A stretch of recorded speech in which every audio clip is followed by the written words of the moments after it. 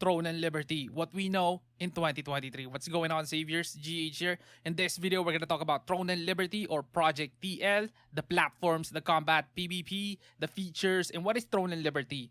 All that in this video. And with that said, let's do this. First off, what is Throne and Liberty? To get this information, let's take a look at the website of the guys who's actually publishing Throne and Liberty. And it's Amazon Games. Yes, in a recent post in AmazonGames.com in February 22, 2023, they said that Amazon Games and NCSoft announced agreement to publish Throne and Liberty in the West and Japan. And to answer our question, what is Throne and Liberty? Here goes what the post has to say. Throne and Liberty is a massively multiplayer online role-playing game that combines story-driven adventure and action combat. In Throne and Liberty, players enter a vast world with constantly shifting geographical and environmental features that changes the course of play. Guys, as per the supposed quote-unquote action combat, this is not entirely accurate because if you watch the variety of trailers and developer preview of Throne and Liberty, it's looking like it's tab target with action elements. So to elaborate more on why I called it tab target with action elements, let me show you this clip. And there it goes, and it shows a character attacking. And as you see, there's no actual aiming involved in targeting enemies because characters are locked on a target. Furthermore, look at the different camera angles being shown. And if you played tab target MMORPGs, this is the typical freedom of camera angle we see in tab target MMORPGs. And I said tab target with action elements because the developer stated in their last preview that there will be defensive stances, kinda like a parry, which are features we typically see on action combat. Now, platforms. It will be playable on PC and consoles with the possibility of streaming on your mobile devices. From the get-go, Project TL is developed to suit both PC and consoles, and it's going to be cross-platform play. Cross-play, which means you can play Throne and Liberty on your PC and consoles with one account.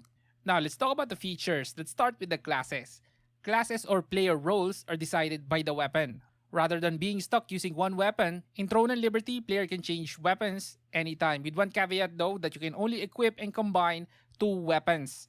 And like I've said early on, each weapon has their own defensive stances, like parry, to protect themselves.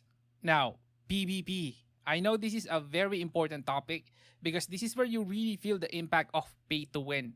And it's also the aspect of the game which will decide if the game is gonna succeed. Now, this is what I managed to get from the translations. In Project TL, most fields are safe zones, but when regional events and boss raids occurs, suddenly the maps becomes combat zones or PvP areas. And according to the developers, players can proactively participate or not, and they can do that by checking the schedule. They didn't dive deep enough on it, but I'm assuming, this is my speculation only guys, that when you check the PvP schedule, you run away from the whales when the area you're currently in is going to be a combat zone, which sounds horrible, right? I hope they talk more about this in the future because checking the PvP schedule because you might get killed by a whale is not gonna be a fun experience. And there's also no mention of balancing on PvP, wherein your gears are all equalized. And this is important that they should talk about this because I can promise you, Throne and Liberty is gonna be 101% pay to win. Well, sure, I hope I'm wrong. I'm gonna be happy if I'm wrong. But you know deep in your heart that the developers are going for pay to win here. Now, let's talk about character creation. The developers mentioned that the character creation will meet the requirements of players worldwide, and you can even build your characters based on your actual photo, which is gonna be nice. This is one feature that I actually kinda like. It's a much more easier character creation, plus I was never good with creating a good looking character. And they also mentioned that you can customize your character anytime you want, but they didn't mention if you have to pay every time or if it's gonna be free. I'm saying this because there's already a multitude of MMORPGs that does this, and most, if not all, requires payment if you want to change something with your character. Now, the developers also talked about Throne and Liberty being designed to be an MMO with countless numbers of players concurrently.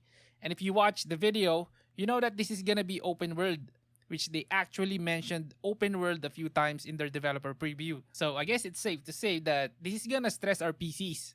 But don't worry, according to the developers, they spent tremendous amount of time on optimizations so that the game will run smoothly. I highly doubt that statement about the optimization because I played a lot of MMORPGs and pretty much all of them got optimization issues. So lower your expectations. And lastly, release date. There's no exact release date for Throne and Liberty. It's speculated to release sometime in 2023, and there's actually talks about delaying Throne and Liberty because of a game called Diablo 4, which is slated to be released in June 2023. So if you account the release date of Diablo 4, our best chances of getting Throne and Liberty is by the end of 2023. And guys, do you want to hear the MMO news in February? There it goes on the screen. Leave a like before you go. And this is Gimme Hardcore. See you in the next one.